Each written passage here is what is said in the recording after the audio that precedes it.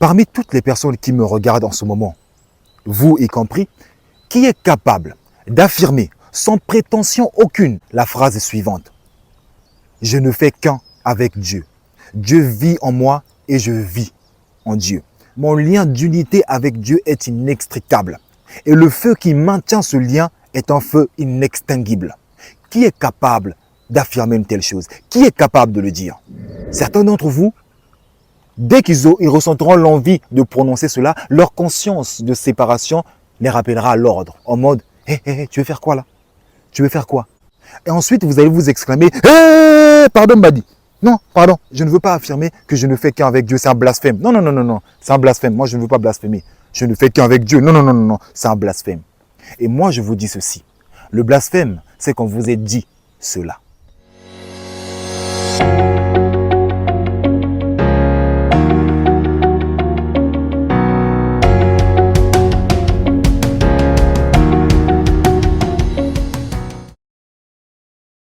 Salut à tous, j'espère que vous allez merveilleusement bien, tout comme moi, ça ne change pas. Qui plus est, je me sens toujours aussi parfaitement divin. Et d'ailleurs, vous devriez dire la même chose. Celui qui ne sait pas qu'il sait, éveille-le. Voilà le but de ma chaîne Motiveuse Power. Éveillez vos consciences en vous poussant sans cesse à la réflexion afin que chacun puisse tendre vers sa propre sagesse. D'où le slogan « Sagesse intérieure ». Avec Dieu, tout est possible. Vérité ou mensonge qui a un effet placebo? Voilà le sujet que j'ai choisi de m'entretenir avec vous aujourd'hui. Mais voyez-vous, avant d'entrer dans le vif du sujet, il est important de mettre les barres sur les T, les points sur les I. Autrement dit, nous devons d'abord commencer par les bases, par les fondements. Alors quand vous entendez « avec Dieu, tout est possible », qu'est-ce que cela veut bien vouloir dire? Il faut comprendre que Dieu est une force, une énergie. C'est la force la plus puissante de l'univers.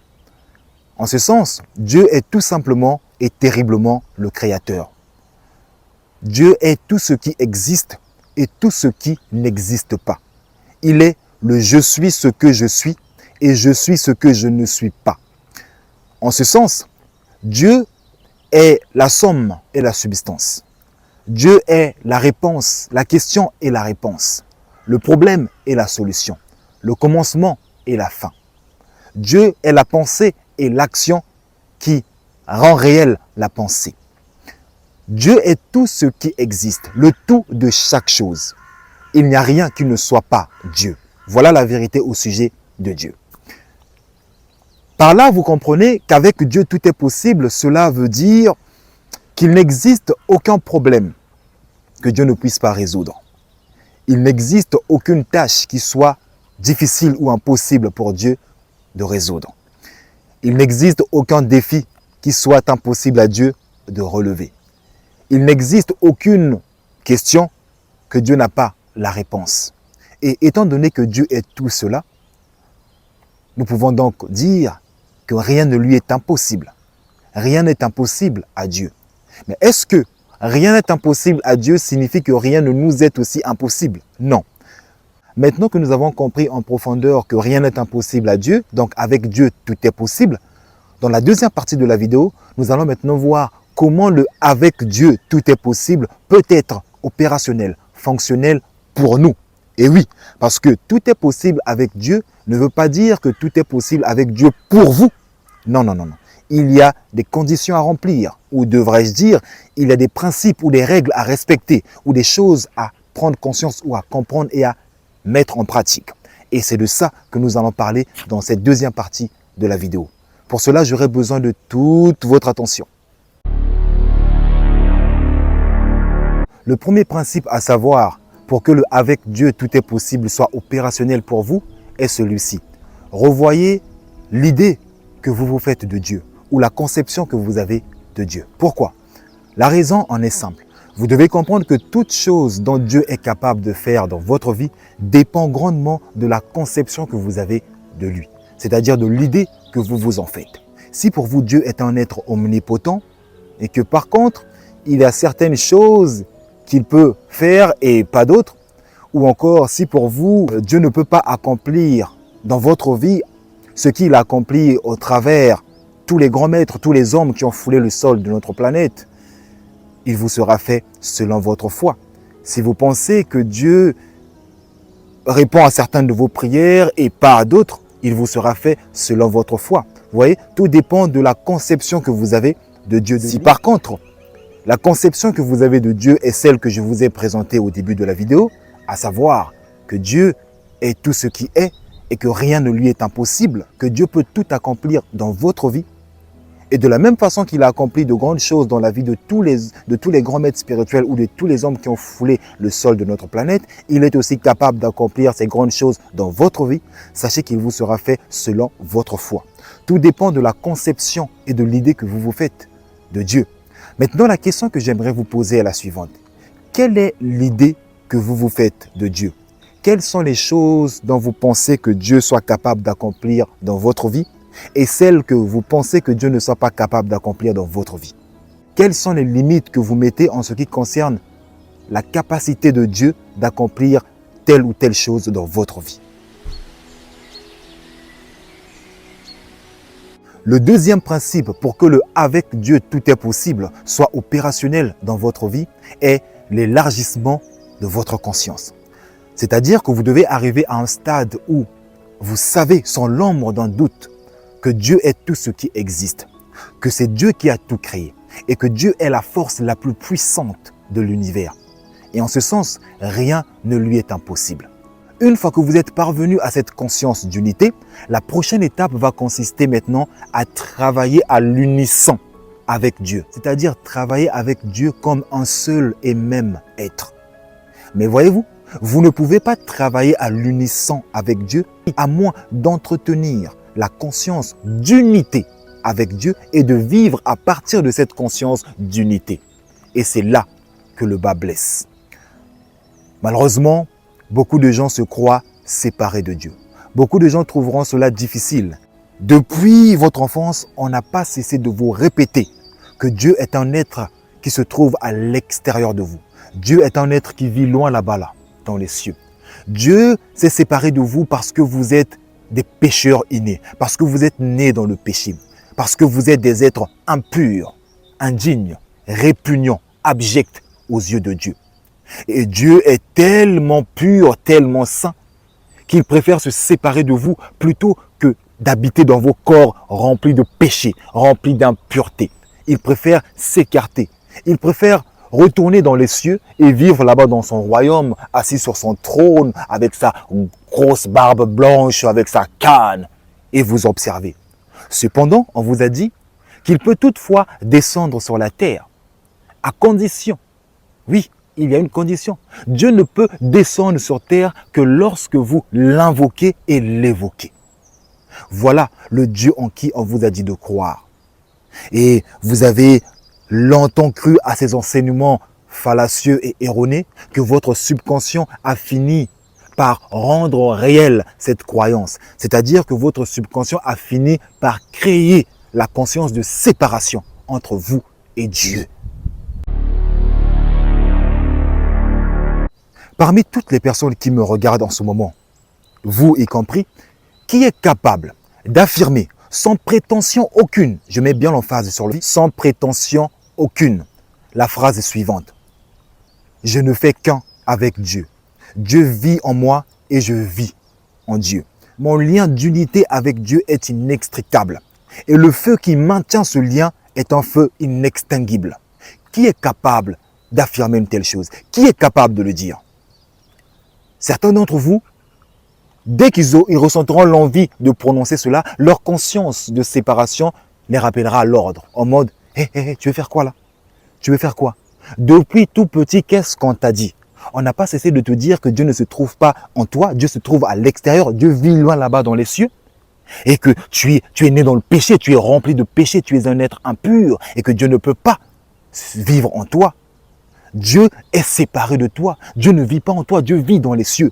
Toutefois, il peut quand même venir. C'est pas ce qu'on t'a dit? Et tu veux avoir la prétention de dire « Je ne fais qu'un avec Dieu, je ne fais qu'un avec Dieu, le lien qui m'unit à Dieu est inextricable. » Niyama. Et ensuite, vous allez vous exclamer « Hé, pardon Badi, Non, pardon, je ne veux pas affirmer que je ne fais qu'un avec Dieu, c'est un blasphème. Non, non, non, non, non, c'est un blasphème. Moi, je ne veux pas blasphémer. Je ne fais qu'un avec Dieu. Non, non, non, non, non, c'est un blasphème. Et moi, je vous dis ceci. Le blasphème, c'est qu'on vous ait dit cela. Le troisième principe pour rendre opérationnel dans votre vie le « avec Dieu, tout est possible » est la foi. Mais attention, la foi à laquelle je fais allusion n'est pas celle que nous connaissons tous. C'est-à-dire la ferme assurance des choses qu'on espère et la démonstration de celles qu'on ne voit pas. Non, il ne s'agit pas de cette foi. Il s'agit plutôt d'une autre forme de foi. Hein? Comment ça? Oui, il s'agit d'un autre niveau de foi, qui est le savoir absolu. Et ce niveau de foi, c'est l'espace des grands maîtres. C'est l'espace de ceux qui ont la connaissance véritable de la vérité. La foi à laquelle je fais allusion est la suivante. C'est la foi qui consiste à savoir, sans l'ombre d'un doute, que Dieu vous accorde toujours tout ce que vous lui demandez et qu'il entre toujours en contact avec votre plus profond désir. Une autre chose à savoir au sujet de la foi est celle-ci. Dieu vous accorde en avance tout ce que vous lui demanderez avant même que vous le lui demandiez. C'est-à-dire, avant même que vous émettiez une pensée, un désir, un souhait, une parole, Dieu vous aura déjà répondu. Voilà le niveau de foi que nous devrions atteindre, nous devrions arriver. Voilà pourquoi j'ai dit, c'est l'espace des maîtres. Êtes-vous prêt à aller vers ce niveau de foi? Êtes-vous prêt à vous hisser pour atteindre ce niveau de foi? Certains d'entre vous auront du mal à concevoir ce que je viens de dire. Vous allez éprouver de la résistance. Quelque chose au fond de vous vous dira d'une voix très insidieuse, mais écoute, tu ne vas pas croire à ce qu'il raconte. Lui, ce youtubeur-là, il prétend parler de Dieu alors qu'il a des tresses. Tu ne vas pas l'écouter. Tu as déjà vu ce genre de foi? Ce genre de foi n'existe pas. Essaie de repenser un peu à ta vie. Repense à toutes les prières que tu as faites et qui n'ont jamais obtenu de réponse. Toutes les prières, toutes les demandes que tu as faites à Dieu qui sont restées lettres mortes. Des prières dont tu n'as jamais eu d'accusé de réception. Essaie de penser à tout cela. Et lui, il vient comme ça pour te dire que tu devrais abandonner la foi classique pour tendre vers un autre niveau de foi qui consiste à croire que Dieu t'accorde toujours tout ce que tu lui demandes, alors que ton expérience te montre que Dieu ne t'a pas toujours accordé tout ce que tu lui as demandé. Et en plus de ça, il a la prétention de dire que Dieu t'accorde en avance ce que tu vas lui demander. Mais c'est dingue, tu ne vas pas quand même le croire. Les amis, il n'est pas de la compétence de cette vidéo de parler en détail des différentes raisons pour lesquelles vous supposez ou vous présupposez que Dieu n'a pas répondu à toutes vos prières. Il n'est pas de la compétence de cette vidéo. Mais tout ce que je peux dire à ce sujet est ceci. Vous devez faire la différence entre la prière et l'intuition. La prière, c'est lorsque vous vous adressez à Dieu. Lorsque vous émettez votre souhait, votre désir, vos paroles, vos pensées, ça c'est la prière. Maintenant, l'intuition, c'est lorsque Dieu communique avec vous. C'est-à-dire, c'est lorsque Dieu vous donne une réponse. C'est lorsque Dieu répond à votre prière. Mais voyez-vous, Dieu utilise plusieurs canaux pour répondre à vos prières ou à vos demandes. Mais le problème, c'est que la plupart des gens ne sont pas attentifs aux différents canaux. Essayez de repenser à une de vos prières que vous avez faites ou une de vos demandes que vous avez faites à Dieu il y a bien longtemps. Après avoir fait votre prière, vous y avez ajouté la foi comme quoi Dieu va vous accorder cela. Ensuite, vous n'avez pas prêté attention à votre intuition. Dieu vous a peut-être répondu en rêve ou en songe ou encore à travers quelqu'un. Dieu vous a peut-être répondu à travers une intuition, à travers une pensée, à travers une parole dans un livre quelconque, à travers un passage dans un film ou dans une chanson. Mais vous n'y avez pas prêté attention. Pourquoi? Parce que beaucoup de gens pensent que Dieu parle d'une seule façon. Ah, moi, si j'ai demandé ça à Dieu, je sais que Dieu va me répondre de telle manière. Combien d'idées vous ont traversé l'esprit? Des idées qui étaient des réponses à vos prières, mais vous n'y avez pas prêté attention. Vous avez dit, oh c'est juste une idée, oh c'est juste une idée, c'est rien. Combien de fois vous avez zappé vos rêves? Combien de fois Dieu vous a parlé à travers une personne que vous avez qualifiée de païenne? Dieu ne peut pas me parler à travers une personne païenne. Combien de fois vous avez zappé les messages de Dieu? Et ensuite, vous venez vous plaindre en vous disant que Dieu n'a jamais répondu à mes prières. Prenez-vous l'habitude d'écouter votre cœur. Prenez-vous l'habitude d'écouter votre intuition. Il faut une certaine disposition, ou devrais-je dire une certaine prédisposition pour accueillir ou recevoir les messages de Dieu, des messages qui sont des réponses à vos prières. Et si cette vidéo vous a touché, ne la gardez pas pour vous seuls, les amis. Ne soyez pas égoïstes. Partagez-la tout autour de vous afin que votre entourage en bénéficie. Et sachez que vous serez un canal de bénédiction. Et oui, un canal à partir duquel d'autres âmes vont découvrir ma chaîne Motiveuse Power. Et pour cela, sachez que je vous suis infiniment reconnaissant. D'ailleurs, n'oubliez pas de vous abonner pour plus de contenu impactant, motivant, inspirant et qui vous aide à devenir qui et ce que vous choisissez d'être chaque jour de votre vie afin d'actualiser le meilleur de vous-même. Et quant à moi, je vous dis à la prochaine vidéo et que Dieu vous bénisse. Avec Dieu, tout est possible. Ciao, ciao.